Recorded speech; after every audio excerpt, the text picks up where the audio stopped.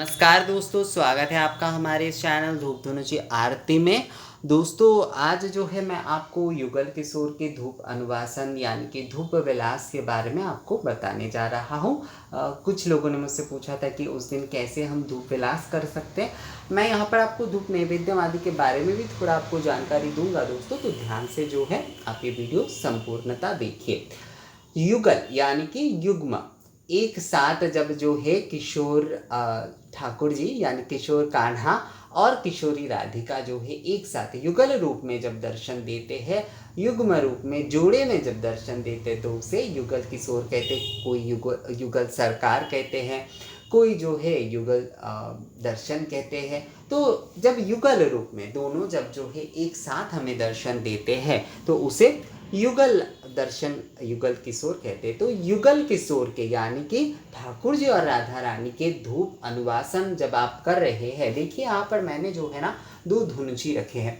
ये मूर्ति आप देख रहे हैं दोस्तों, ये 12 साल पुरानी मूर्ति है। मैं हमारे यहाँ की जो बांकुड़ा में मदन मोहन मंदिर है ना, वहीं से लेकर मैं आया था। एक्चुअली ये मूर्ति खरीद के बांकुड़ा के टेराकोटा के काम बहुत अच्छे होते, सालों साल आप जो है ये जो है ना आग में तपाया हुआ मिट्टी होता है, हमारे यहाँ पर पोड़ा माटी बोलते हैं इसे, तो उसमें बनता है और कभी भी खराब नहीं होता। आपके सालों साल जो है ये मूर्ति रहेंगे आपके घर में, कुछ नहीं होता।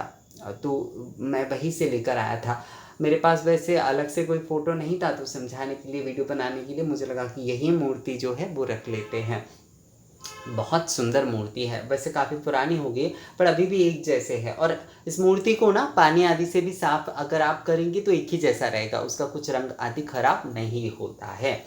तो धूप विलास और धूप अनुवासन के लिए जो है ऐसे आपको दो धुनुची लेना है, क्योंकि युगल किशोर के आप सेवा कर रहे हैं तो युग्म धुनुची यानी कि दो जोड़े में जो है वो आपको लेना चाहिए। युग्म धुनुची यानी कि युगल दोनों दो एक साथ जब दो हम इस्तेमाल करते तो उसे युग्म या युगल कहते। तो एक ठाकुर जी के लिए और एक जो है राधा रानी के लिए।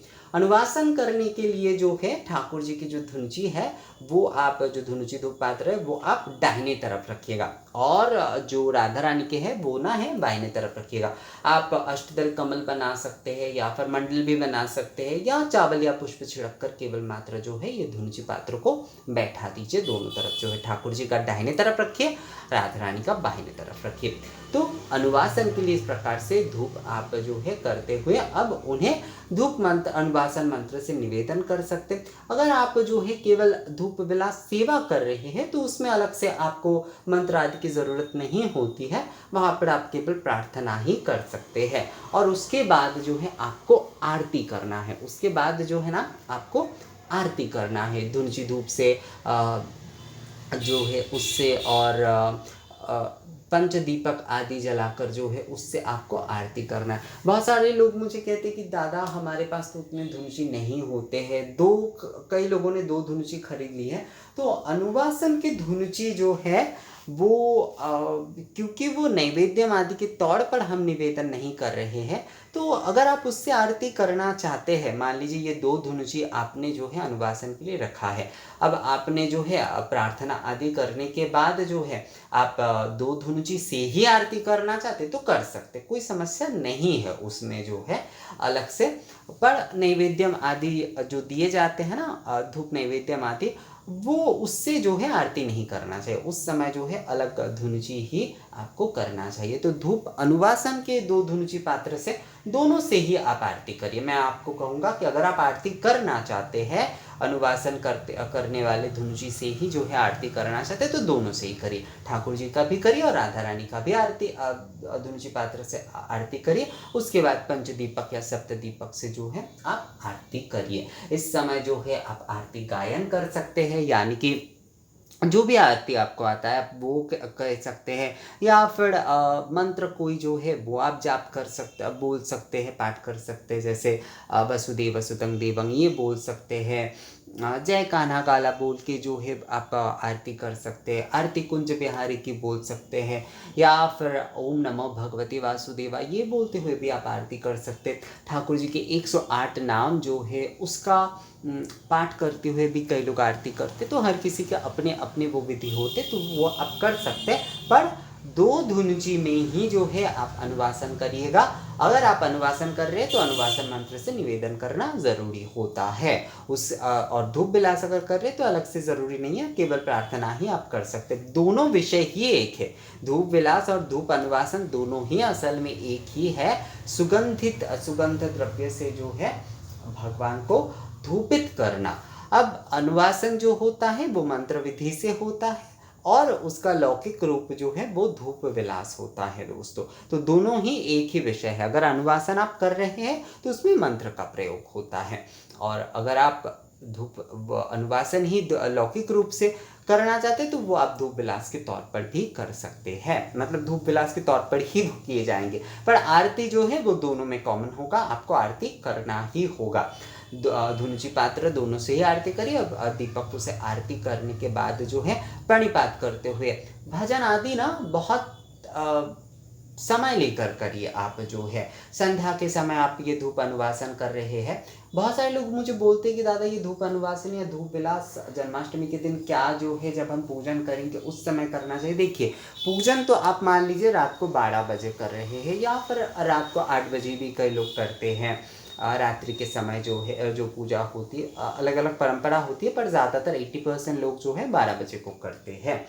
तो आप जो है अनुवासन अगर कर रहे हैं या धूप विलास आप कर रहे हैं तो आपको जो है, और खासकर आपके घर में राधा कृष्ण की जो है अगर स्थापित विग्रह है तो आपको तो पूरे दिन ही कोई ना कोई अनुष्ठान करना चाहिए। जैसे दोपहर का मध्याह्न का भोग आदि देंगे आप, भोग आरती आप करेंगे, उसके पहले ही आप सुबह का एक बार अनुवासन कर लीजिए। धूप अनुवासन यानी धूप विलास जो है वो आप एक बार कर लीजिए, और संध्या के आरती के पहले जो है आप धूप अनुवासन यानी धूप विलास जो है आप करिए। उसके बाद जो है आरती आदि आप करिए। तो धूप अनुवासन का जो है ये 2 समय करना चाहिए। अगर आप धूप अनुवासन कर रहे हैं तो आपको जो है 2 समय करना चाहिए, यानी कि सुगंधी धूप से जो है धूपित करने की विधि जो है वो आपको जन्माष्टमी के दिन 2 समय जो है करना चाहिए दोस्तों। और रात्रिकालीन जब आप पूजन कर रहे तो आप पूजन करिए। उस समय अगर उपचार विधि में अगर धूप अनुवासन आप निवेदन करना चाहते तो वो आप अलग से कर सकते हैं। पर ये धूप अनुवासन या धूप विलास जो है वो एक प्रकार से जो है सेवा बोल सकते हैं, मतलब विशेष दिन की एक सेवा बोल सकते हैं। तो धूप अनुवासन के लिए आप इस प्रकार से धुंजी रखते हुए ज्योत प्रज्वलन करते हुए आप गोबर के कंडे से या फिर नारियल के छिलके से जो है धुंजी प्रज्वलन कर सकते हैं। और अगर आप धूप नैवेद्यम आदि करना चाहते हैं, धूप नैवेद्यम या धूप सेवा भी आप धूप भोग के तौर पर दे रहे हैं, तो वो आप नारियल के छिलके आदि से तो प्रज्वलित कर ही सकते हैं। साथ में सूखे वाले जो नारियल जो है ना वो आप घृत के साथ दे सकते हैं, यानी सूखे वाले नारियल के साथ ही मूल रूप से वो आप प्रज्वलन कर सकते हैं। उसमें थोड़ा सा छिलका आदि का भी आप प्रयोग कर सकते हैं। ये धूप नैवेद्यम या धूप भोग सेवा जो लोग करना चाहते हैं मैं उनके लिए बोल रहा हूँ, क्योंकि बहुत सारे लोग आजकल करते हैं। मुझे मेल मिलता है तो उसमें पता चलता है मुझे कि बहुत सारे लोग आजकल करते हैं। तो ठाकुर जी के धूप अनुवासन करिए आप, या फिर कोई भी युगल सरकार के अगर आप मतलब युगल किशोर के अगर आप कर रहे हैं सेवा, तो युगल मतलब युग्म जोड़े में जो है, तो 2 में ही करने की हमेशा कोशिश करिए।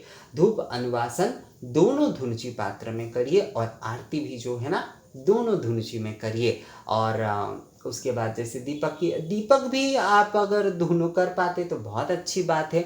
दोनों करके जो है कर पाते हैं, मतलब हर वस्तु ना 2 करके चढ़ाई जाती है। अगर युगल किशोर के पूजा अगर आप करते हैं तो वो ज़्यादा अच्छा होता है। ऐसा नहीं है कि मान लीजिए आपके पास एक ही है तो आप एक में नहीं कर सकते, पर 2 करके अगर चढ़ाते हैं तो वो ज़्यादा अच्छा होता है।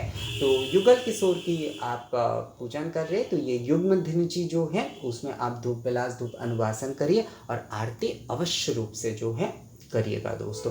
तो ये वीडियो कैसा लगा आप लोगों को ये मुझे कमेंट्स करके ज़रूर बताइएगा। और फिर से मैं आप लोगों को बोल दे रहा हूँ दोस्तों, यहाँ पर युगल किशोर की सेवा है तो कोशिश करिए कि आप जो है दो धुनुच यानी कि युगल में, युगल दो मतलब युगल जो होता है युगल में यानी युग्म धुनुची, दो जोड़े की धुनुची के साथ ही जो है आप आरती पूजन अनुवासन आदि करने की चेष्टा करिएगा।